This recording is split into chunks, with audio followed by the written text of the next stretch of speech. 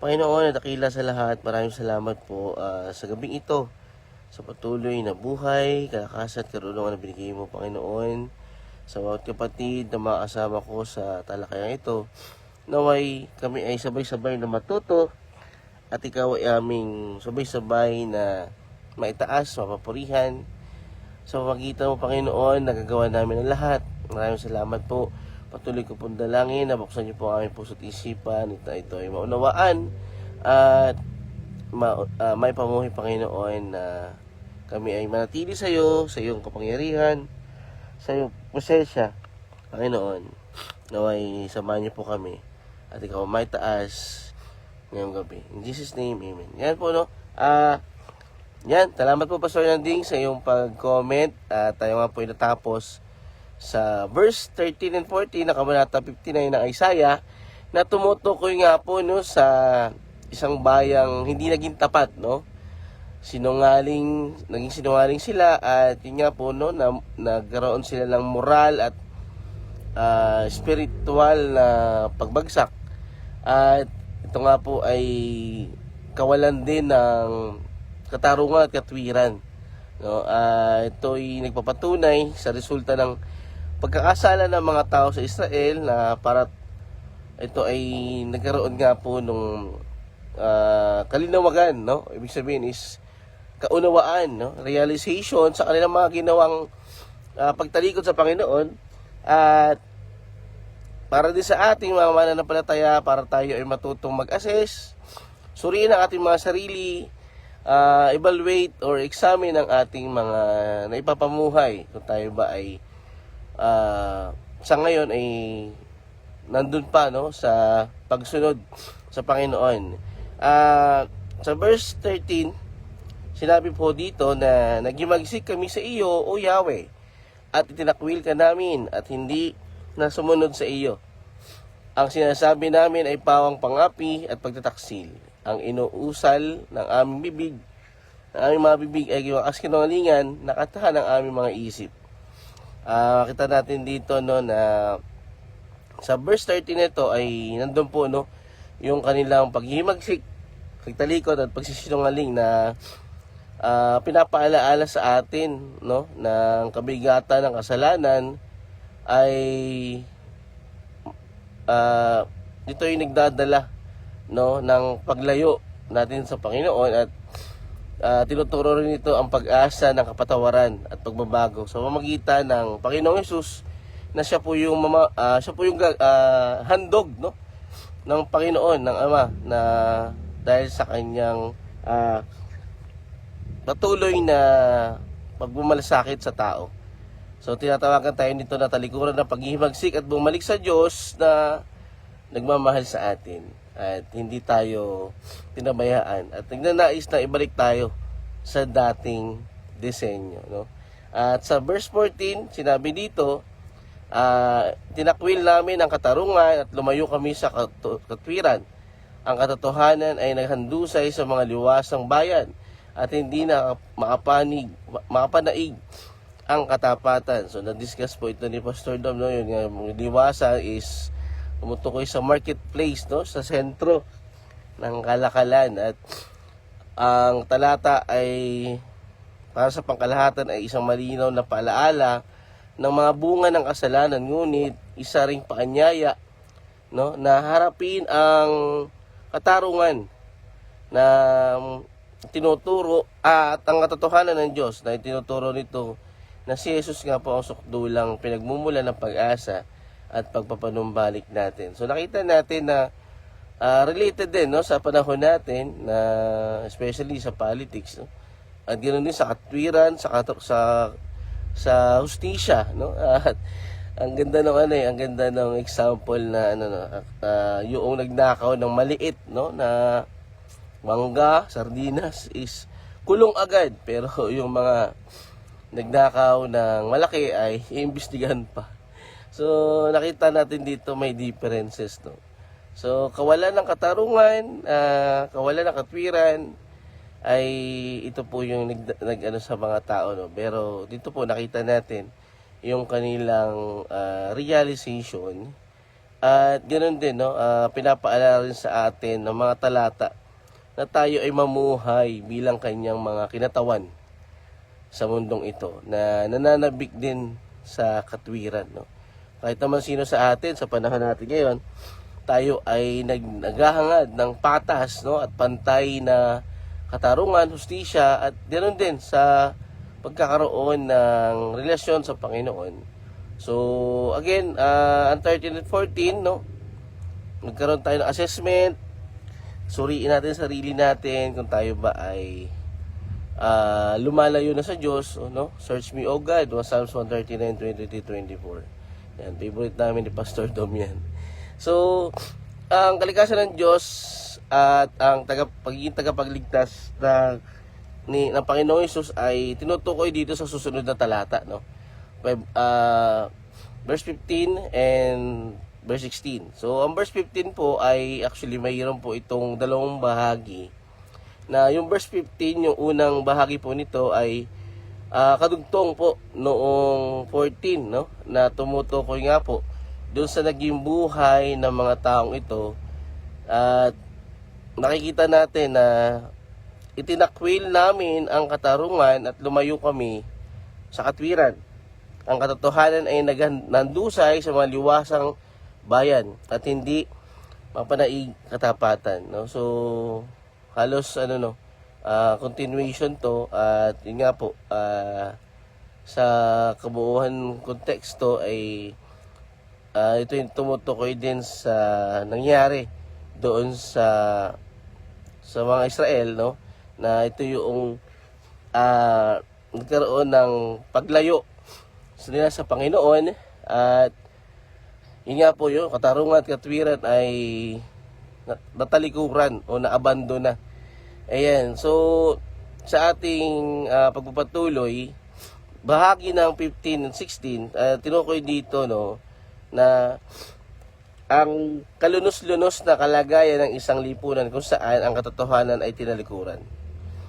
Dito nga po ay naghahati dito ng isang mapangyarihang mensahe tungkol sa mga bunga ng pagtalikod sa katotohanan at katwiran, na itinatampok nito ang kawalan ng, yun nga po, no, yung pangapi, yung pinagsamantalahan ng mga nasa katungkulan, yung mga nasa baba, no, yung mga walang kamalayan, no.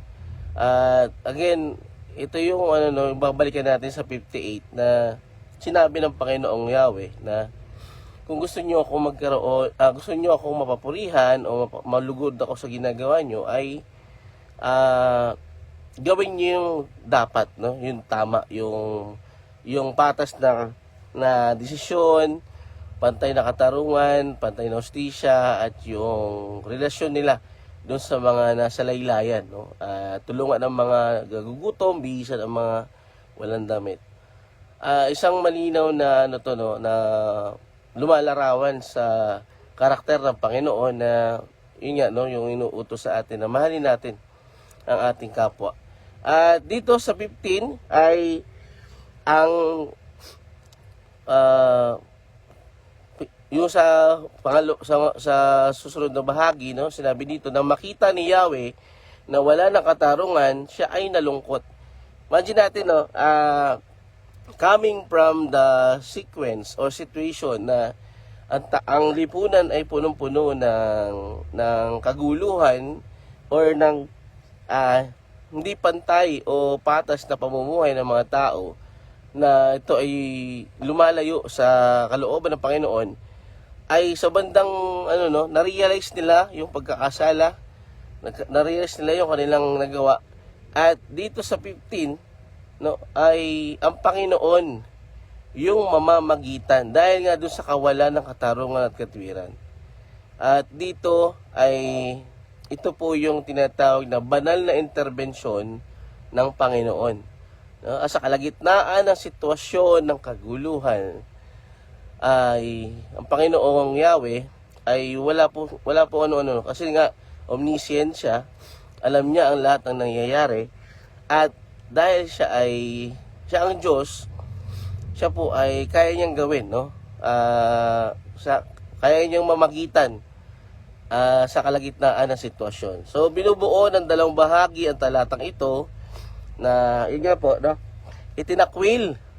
Yun nga po yung sa unang bahagi ng 15, itinakwil namin ang katarungan at lumayo kami sa katwiran.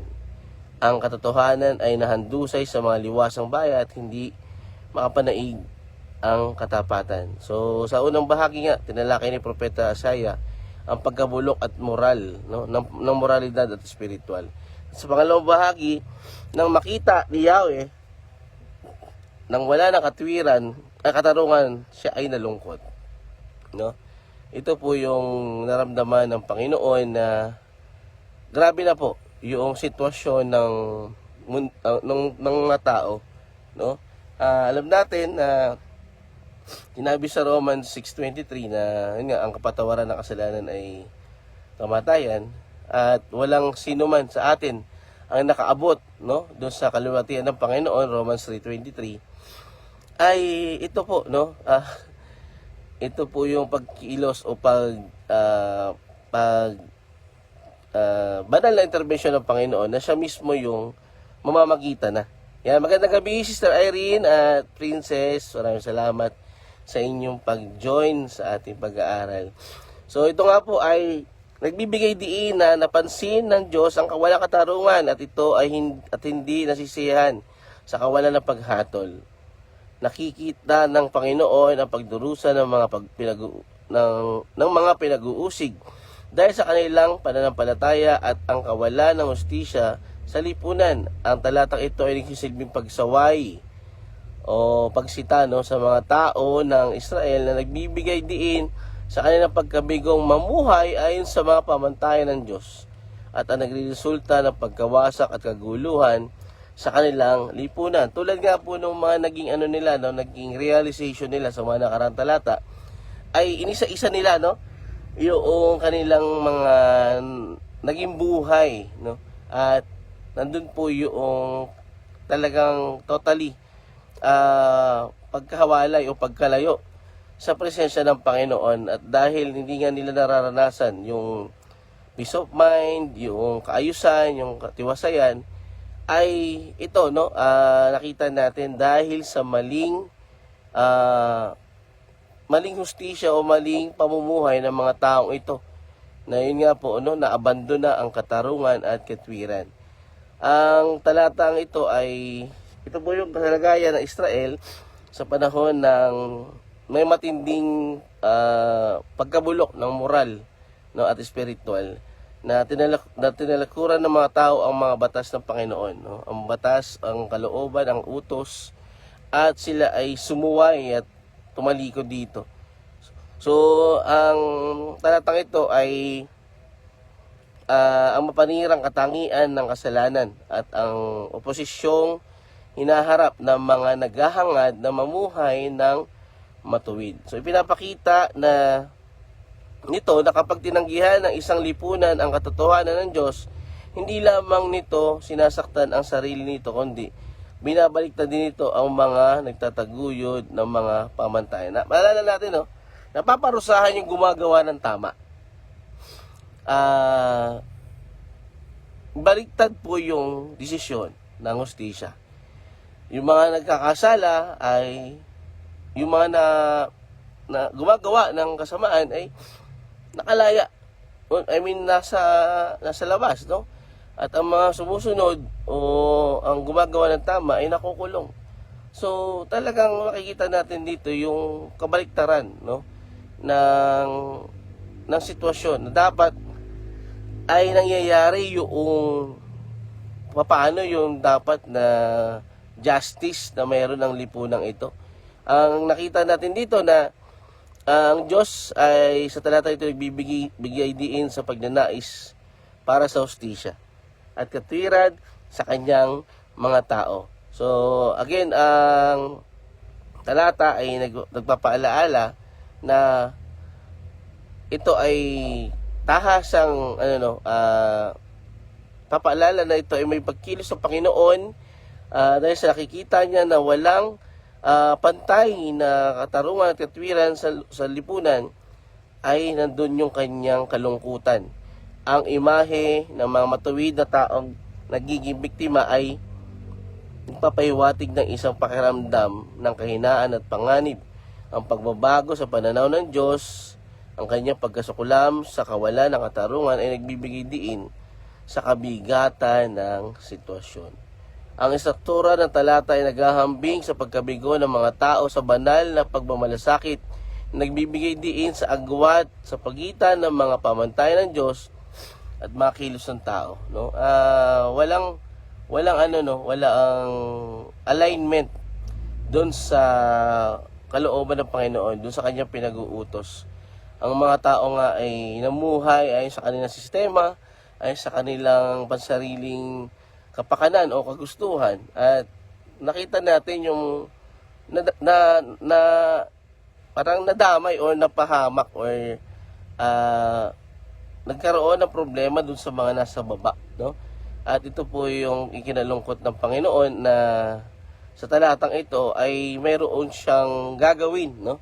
Yan. So, ang kahulugan ng talatang ito ay para sa ating mga Kristiyano ngayon ay isang palaala na ang pamumuhay ayon sa katotohanan ng Diyos ay maaaring magdulot ng oposisyon, lalo na sa isang kulturang tumatanggi sa kanyang mga pamantayan.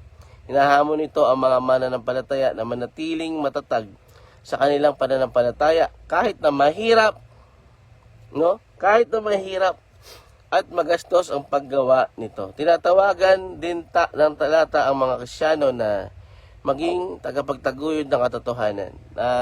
Tatalakay natin sa mga unang bahagi, no? Tayuan natin, no? Bilang mga mananampalataya na mga anak ng Diyos na tunay na nananampalataya sa Kanya, no? Tayo ay tinatawagan na stand firm sa ating pananampalataya doon sa katotohanan at hindi tayo matalo, no, ng kasalanan. At ito ay nagbibigay sa atin lalo ng paalaala na tayo ay lumakad ayon sa kalooban ng Panginoon. Sa awit 12:1, tulong Panginoon sapagkat wala ng tapat, ang mga tapat ay nawala na sa sangkatauhan. Ang talatang ito ay masalamin sa tema ng katotohanan, no? Pero kukunti na lang. Ibig sabihin, kukunti na lang ang gumagawa ng tama. Yan, sa Amos 5:10, may mga napupuot sa nagtataguyod ng katarungan sa hukuman at kinasusuklaman ang nagsasabi ng katotohanan. Ito ay kahawig po ng puot na kinakaharap ng mga naninindigan para sa katwiran. Sa 1:16-33, one of my favorite, no? Sinabi ni Jesus, sa mundong ito ay magkakaroon kayo ng kapighatian. Ngunit lakasan ninyo ang inyong loob, nadaig ko na ang mundo. So ito po ay isang pagbibigay ng pag-asa para sa mga naharap sa oposisyon dahil sa pamumuhay ng matuwid. No? Napakaganda pong paalaala ng Panginoon. Yan. Sa buhay natin ngayon, tayo ay hinahamon nito na tayo ay manatiling matatag. Yan. So, ito po ay isang larawan ng nadismayang Diyos, no? Ang pagkadismaya ng Diyos sa kawalan ng hustisya ay nagpapakita ng kanyang malalim na pagmamahal, no? Malasakit na talagang makikita natin na 24/7 siyang naka-monitor, no?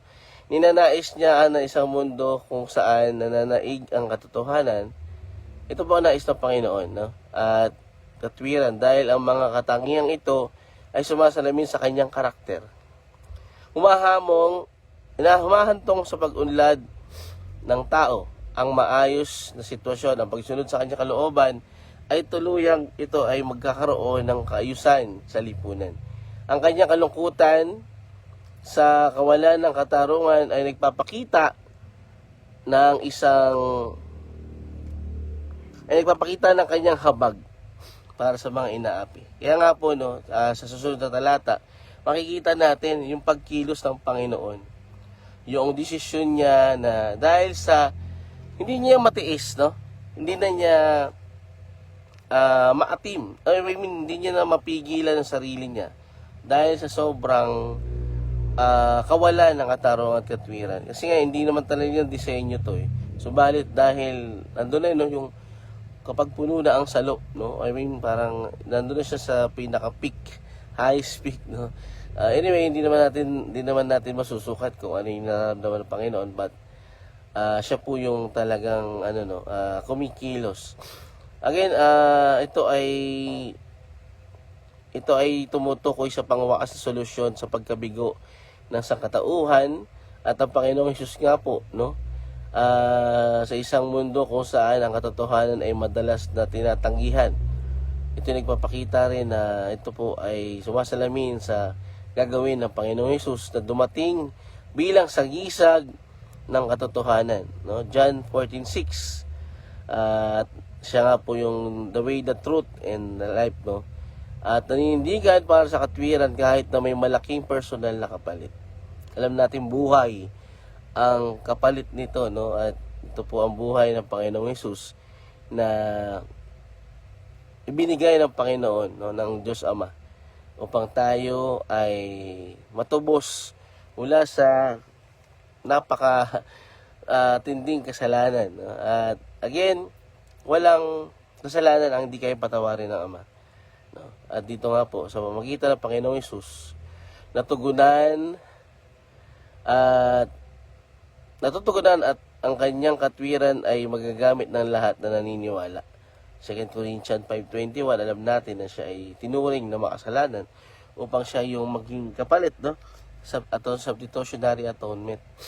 Yan, so sa pangkalahatan, ang talatang ito ay isang makapangyarihang paalaala ng mga bunga ng kasalanan. Ngunit, isa ring paanyaya na umayon sa puso ng Diyos.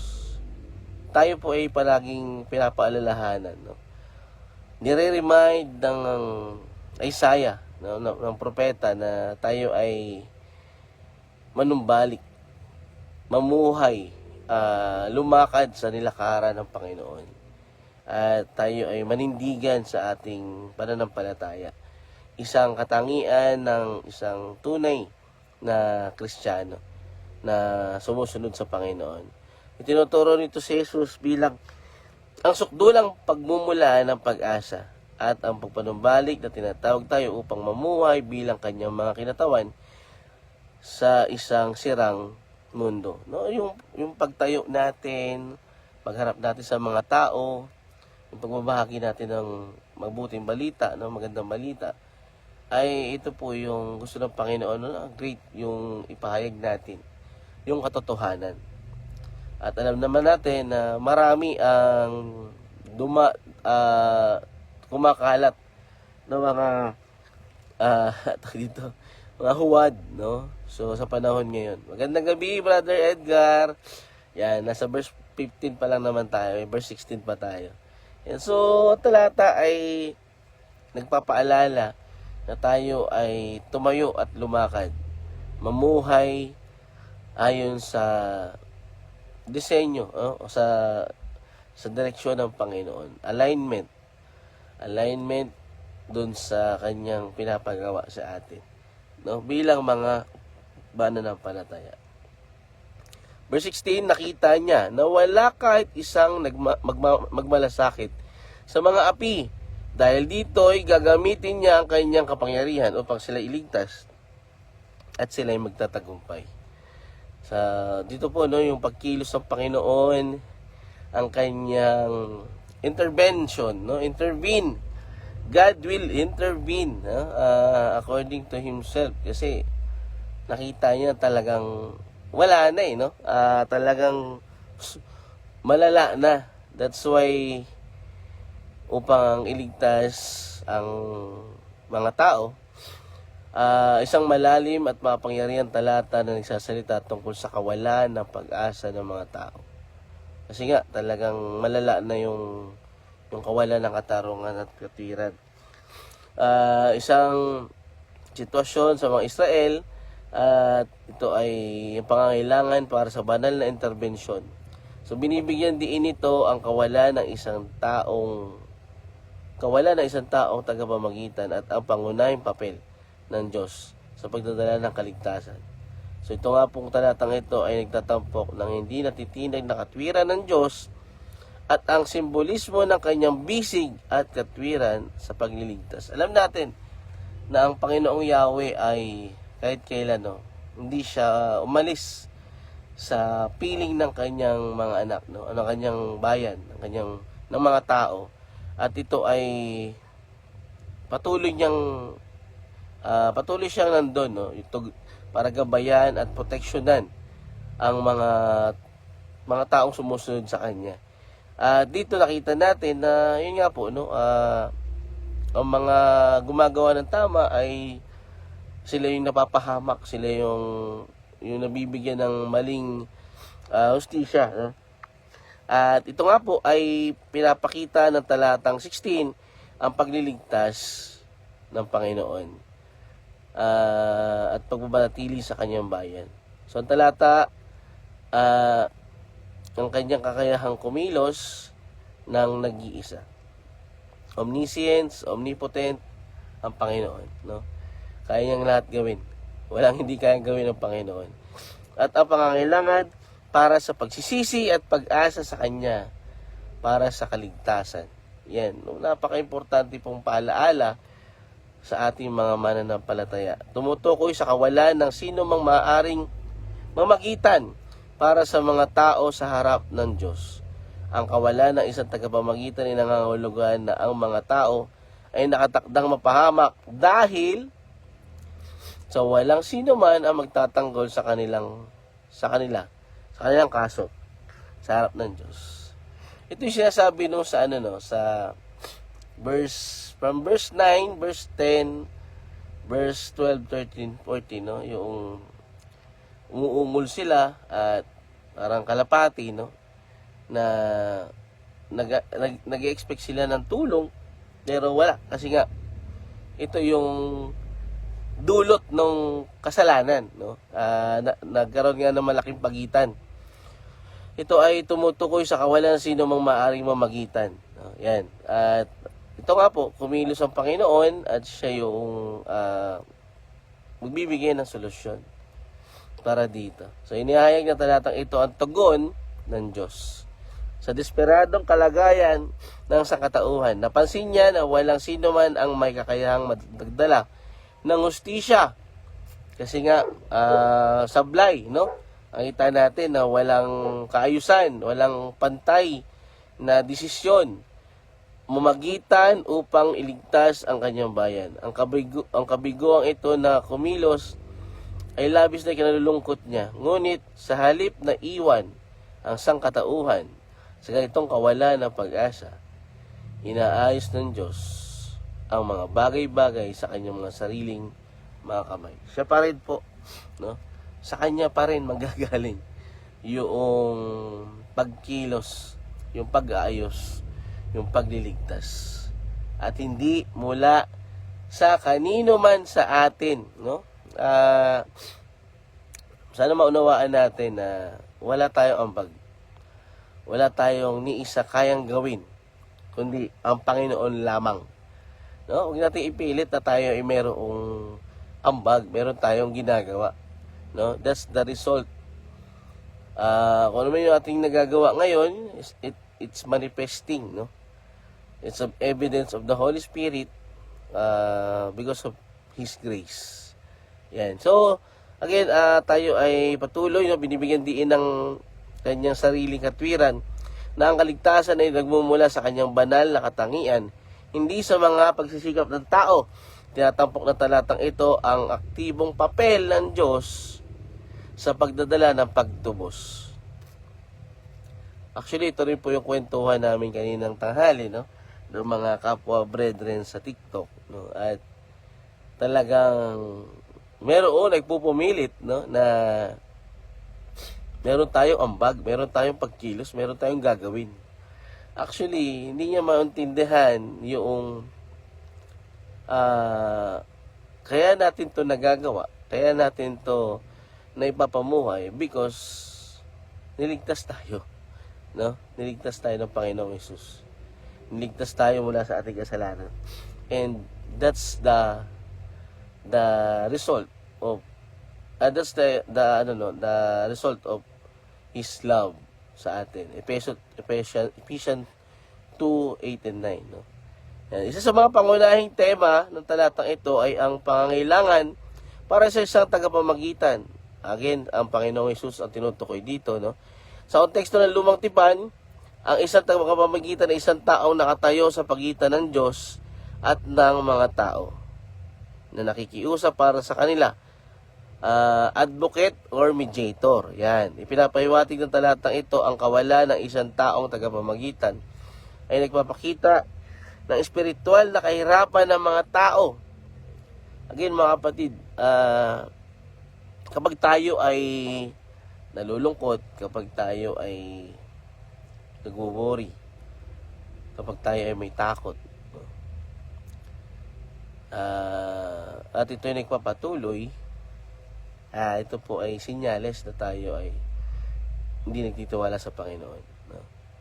Normal na matakot, pero kung ito'y tumatagal, ay baka po wala tayong pananampalataya o wala tayong relasyon sa Panginoon. Kasi sa kalagitnaan ng ganitong sitwasyon, nandun po yung pag-asa na binigay sa atin ng Panginoon. Nandun yung peace. Ayan. So anyway, binibigyan din ito ang kalubaan ng sitwasyon at ang agarang pangangailangan para sa isang tao upang maging tulay, no? Doon sa pagitan ng tao at ng Diyos. At ito nga po ay ang kapangyarihan at katwiran ng Diyos sa kabila ng kawalan ng isang tagapamagitan. Ang bisig ng Diyos ang nagdala ng kaligtasan sa mga tao. Ang bisig, ang kapangyarihan, ang pagkilos ng Diyos ang nagdala ng kaligtasan ng sangkatauhan. At ang katwiran, nagpapalakas sa kanya ay tinatampok nito na ang soberanya ng Diyos at ang kanyang kakayahang kumilos ng nakapag-iisa upang iligtas ang kanyang mga tao. Kahit nang walang intervention ng tao, kaya mag-isa ng Panginoon. No? Kaya niya lahat. Omnipotent nga siya. At siya po yung Diyos. No? Saan niya lahat nagmumula. Magandang gabi, Kuya Bob. Salamat sa iyong pag-join. Nagsisilbi rin itong paalaala na ang katwiran ng Diyos ay hindi natitinag at hindi nagbabago. At nagsisilbi itong pinagmumulan ng kinabubuhay at suporta para sa nagtitiwala sa Kanya. Isaiah 40:31, mga kapatid. Na kung sino man ang patuloy naghihintay, nagtitiwala sa Kanya, ay parang agila na lilipad, no? Ang Panginoon ang pinagmumulan ng lahat ng ating pangangailangan. Alam niya kung anong kailangan natin. Kailangan lang po natin itong idulog sa Kanya, hingin sa Kanya. At ito po yung nagpapakita ng pagtitiwala at pananampalataya sa Kanya. Yan. So, again, di natin kaya. We are nothing without Him. Without God. Para tayong isang sanga na natutuyo. Walang buhay. So, yun po, no, ang konteksto ito ng talata ay mahalaga sa pag-unawa sa kalagahan nito. Ang aklat ng Isaiah ay naglalaman ng mga propesiya tungkol sa kinabukasan ng mga tao ng Israel, kabilang ang mga mensahe ng paghatol at mga babala tungkol sa mga bunga ng kanilang mga kilos. Ang bahagi ito ng aklat ay kinokondena ni Isaiah ang mga moral. Yung nga po, no, yung pagkabagsak o pagkabulok, spiritual at moral. Yan. Mababasa sa talatang ito ang simbolismo ng paglalarawan ng bisig ng Diyos bilang instrumento ng kaligtasan. Ito ay sumisimbolo sa lakas. Ang bisig it means lakas ng Panginoon, kapangyarihan, at ito yung kanyang pagliligtas sa mga tao mula sa kanilang kalagayan. Ito ay nagsisilbing nakikitang representation ng kapangyarihan ng Diyos at kanyang kakayahang kumilos ng may katwiran, totoo, katotohanan, at nagsisilbing panustos at katwiran ng Diyos, nagsisilbing panustos, simbolikong bigat. Makikita natin na ang mga tao ay nabubuhay, no? Minsan umaasa sa sarili, kaya nabibigatan, kaya nahihirapan, Kaya may frustration, disappointment, nakakaranas tayo ng sobrang kabigatan. No? Bakit? Kasi pinipilit natin kayanin. Mayroon kasing sabi daw na walang mga sitwasyon na hindi kayang walang binigay ang Panginoon na hindi natin kayang gawin. Pero doesn't mean pipilitin mong kayanin. No? Tumawag pa rin po tayo sa Panginoon. Umasa pa rin po tayo sa Kanya. Dahil siya po ang pagmumula ng lahat na ating kailangan upang ito ay ating magawa. No? So, again, ito ay isang talata na binibigyan diin ang kawalan ng kakayahan ng sangkatauhan. Wala tayong kayang patunayan, no? Wala tayong kayang gawin. Ang tayo lang. Ang pagkilos ng Panginoon ay naghahatid sa atin ng mensahe na sa Kanya lang. Sa Kanya lang magmumula ang isang solusyon sa problema ng tao. Ang kasalanan ay lumilikha ng hadlang sa pagitan ng mga tao at ng Diyos. Ito ay nag-iiwan sa kanila ng kalagayan, ng kawalan, ng kakayahan. Binibigyan din ng talata ito ng sovereignty ng Panginoon, no? Bilang pundasyon para sa kaligtasan. At ito ay nagtatampo ng kanyang habag, no? Yung pagmamahal at awa na tayo. Yung nakita niya na wala nang wala nang katwiran at wala nang katarungan. Kaya nandoon yung kanyang yung pagkalungkot, no? Again, ito po ay tumutukoy sa soberanya at pagkilos ng Panginoon upang siya maging hagatid ng kaligtasan sa sangkatauhan. Sa huli, tinuturo ng talatang ito na ang Diyos bilang ang tanging pagmumulan ng kaligtasan. Isang katotohanang mahalaga sa pananampalatayang Kristiyano. Again, sinabi sa awit 98:1, ang kanyang kanang kamay at ang kanyang banal na bisig ay gumawa ng kaligtasan para sa kanya. Ito ay sumasalamin sa tema ng kapangyarihan ng Diyos sa pagkamit ng kaligtasan. Sa Isaiah 63:5, tumingin ako, ngunit walang tumulong. Ako'y namangha na walang tumulong, kaya't ang sarili kong bisig ang nagligtas sa akin. Pinatitibay nito ang initiative, no? Pagiging initiative ng Diyos. Yung nagkumilos na siya, no? Upang iligtas ang kanyang bayan. Siya na mismo ang namagitan, intervene, no? Yan, sa Roma 5:6 narito, ang tamang panahon noong tayo walang kapangyarihan pa, si Kristo ay namatay para sa mga masasama. Para sa ating mga Kristiyano, ito po ay pinapaalala sa atin na ang kaligtasan ay ganap na gawain ng Diyos. Ang kaligtasan ay ganap na gawain ng Diyos. Hinahamon nito ang mga mananampalataya na kilalanin ang kanilang pagtitiwala sa Kanya, sa halip na umasa sa kanilang sariling mga pagsisikap o katwiran. Hinihikayat din ang talatang ito ng pagtitiwala sa kapangyarihan ng Diyos na makialam sa mga tila walang pag-asa na sitwasyon, no? Kahit kalagitnaan, kaya niyang kumilos. Kalagitnaan ng sitwasyon na nagtitiyak nito sa atin na kapag nabigo ang mga solusyon ng tao, ang Diyos ay tapat nakikilos sa kanyang perpektong panahon at paraan. His timing is always perfect.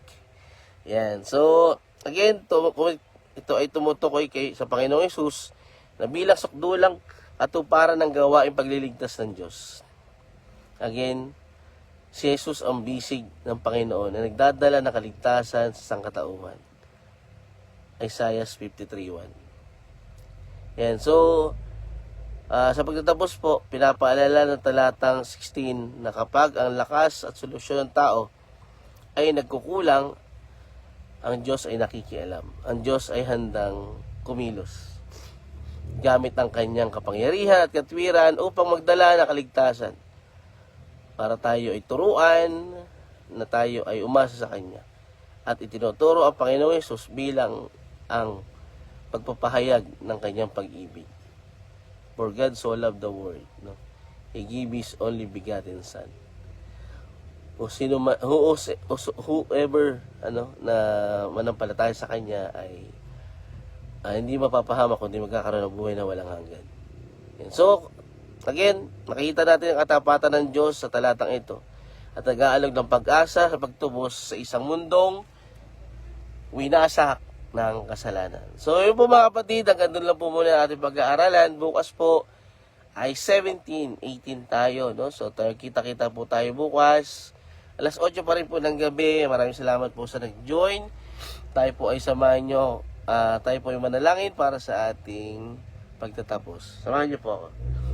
Panginoon, maraming salamat po sa karunungan binigay mo sa bawat isa, sa bawat kapatid na nakinig. Naway ito ay aming maipamuhay at patuloy kaming umasa sa iyo na sa iyo lamang po magmumula ang kaligtasan. Ang kaligtasan na binigay mo ang Panginoong Hesus na namatay sa krus upang kami ay matubos sa kasalanan. Maraming salamat po, Panginoon. Naway patuloy mo kaming gabayan, turuan at paalalahanan sa aming mga nagagawang kamalian, Panginoon. Sa iyo lamang po kami patuloy nagtitiwala at umaasa. Ang buhay namin ay inaalay namin sa iyo. So, patuloy kaming dumudulog sa iyo sa mga panalangin ng bawat isa. Ngayon po sa po, ikaw ang aming naitaas at napapurihan sa gabing ito. Sa iyo lamang po alat napapurit parangal. In Jesus' name, Amen. Yan po mga kapatid, Kuya Bob, Brother Edgar, Sister Irene, Princess, Pastor Nanding, nandiyan hindi ko alam kung nandiyan si Pastor Dom, pero alam ko nandiyan si Pastor Dom. At sa lahat po ng nag-join, pwede nyo po panoorin yung recording. Medyo talagang medyo may distraction lang. Pero again, hindi po ito dahilan para hindi tayo magpatuloy, no? So, maraming salamat po. Again, pagkita-kita po tayo bukas. Maraming salamat. To God be the glory. Bye-bye.